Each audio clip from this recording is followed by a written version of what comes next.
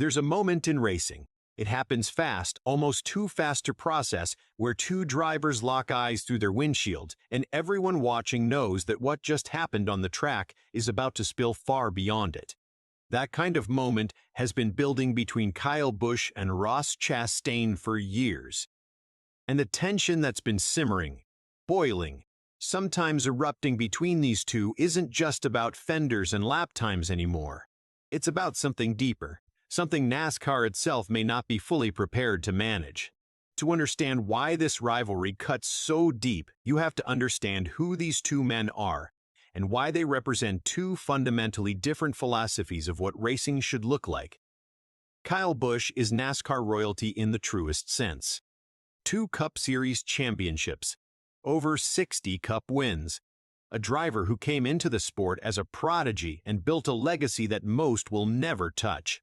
But here's the part nobody really talks about openly. Busch is entering 2026 carrying the longest winless streak of his entire career. 93 Cup races without a victory heading into this season. He won the Daytona 500 pole, then finished 15th. At Phoenix, he came home 17th. At the Circuit of the Americas, 12th. He's driving the number 8 Chevrolet for Richard Childress Racing on what's essentially a prove-it deal, a 1-year extension after back-to-back winless seasons. The clock on Kyle Busch's career isn't just ticking, it's thundering. And when a champion of that caliber is fighting for survival, every single point, every single position, every single on-track encounter becomes personal. Now enter Ross Chastain. If Kyle Busch is the old guard of NASCAR, Chastain is the storm that refuses to apologize for the damage it leaves behind. The watermelon farmer from Alva, Florida, has built a reputation unlike almost anyone in modern stock car racing. He's the driver whose name has literally been turned into a verb in the garage. To get Chastained means to have your day ruined by contact you didn't see coming.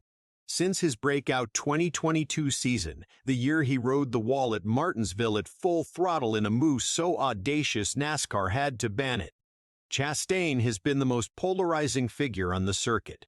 Denny Hamlin, A.J. Allmendinger, Kyle Larson, Noah Gragson, Christopher Bell. The list of drivers who had run-ins with the number 1 car reads like an all-star roster. And Kyle Busch's name has been on that list longer than most. The tension between them isn't new. Go back to Phoenix in 2021. Busch had already endured a miserable day when Chastain made contact that made it worse. At the 2022 All-Star race, a 59-mile-per-hour speed differential launched Chastain's car over the top of Busch's in a moment that looked more like a stunt than a stock car race. At Sonoma in 2024, Chastain spun Busch on the final lap of the race, turning a potential top 5 finish into wreckage.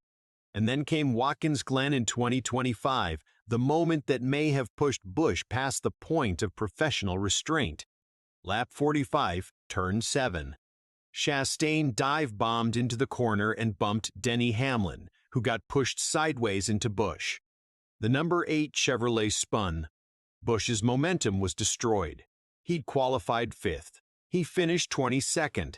When his crew radioed to ask if there was anything they could do to help, Busch's answer was razor-sharp.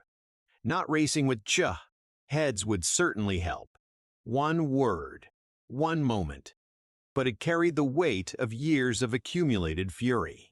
And here's where the story shifts from a simple driver rivalry into something that should concern NASCAR as an institution. Kyle Busch isn't just angry at Ross Chastain.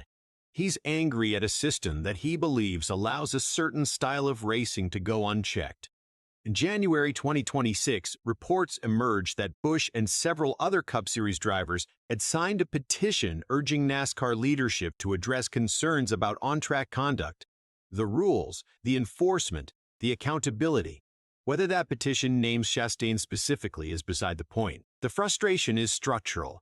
When veterans like Busch, who have raced at the highest level for 2 decades, feel compelled to formally petition the governing body, it signals something far more serious than a personal grudge. And Chastain? He keeps winning. He took the Coca-Cola 600 in 2025. He's locked into the 2026 All-Star race as a winner. He's plotting what he himself called an aggressive 2026 campaign, taking advantage of rule changes that now allow Cup drivers up to 10 starts in the lower O'Reilly Auto Parts series. The irony is almost too perfect. The very rule that's been relaxed, the one historically known as the Kyle Busch rule, because Busch once dominated lower series fields, is now a tool in Chastain's hands. The sport Busch once bent to his will is shape-shifting around him. This is what makes the Busch-Chastain dynamic so fascinating and so dangerous for NASCAR. It's not just about two cars making contact, it's a collision of eras. Busch represents the traditional meritocracy of stock car racing. You earn your place, you race clean until given reason not to, and respect is built over years. Chastain represents a newer, more desperate, more unfiltered version of the sport, one where you take every inch because nothing was ever handed to you, where a watermelon farmer from rural Florida racing with house money has nothing to lose and everything to prove. NASCAR finds itself caught between these two philosophies. Punish Chastain's aggression too harshly, and you risk neutering the very chaos that keeps fans glued to their screens. Let it go unchecked, and you alienate established stars who feel the rules aren't being applied evenly. The sport has been here before. Dale Earnhardt made a career out of the same tension between thrilling and reckless. But the consequences today feel different. The cars are harder to control, the margins are thinner, and the financial stakes for a driver like Busch on a one-year deal with his legacy in the balance are existential. What's brewing between Kyle Busch and Ross Chastain isn't going to resolve itself quietly. Every race they share the track, every restart where the 1 and the 8 line up within 3 rows of each other is a fuse waiting for a spark. Busch is running out of time and patience in almost equal measure. Chastain shows no signs of dialing back the approach that put him on the map. And NASCAR, the institution that's supposed to hold the line between competition and chaos, is watching the same footage we are, knowing that what makes this rivalry so compelling is exactly what makes it so hard to control. The question isn't whether Kyle Busch and Ross Chastain will tangle again. They will.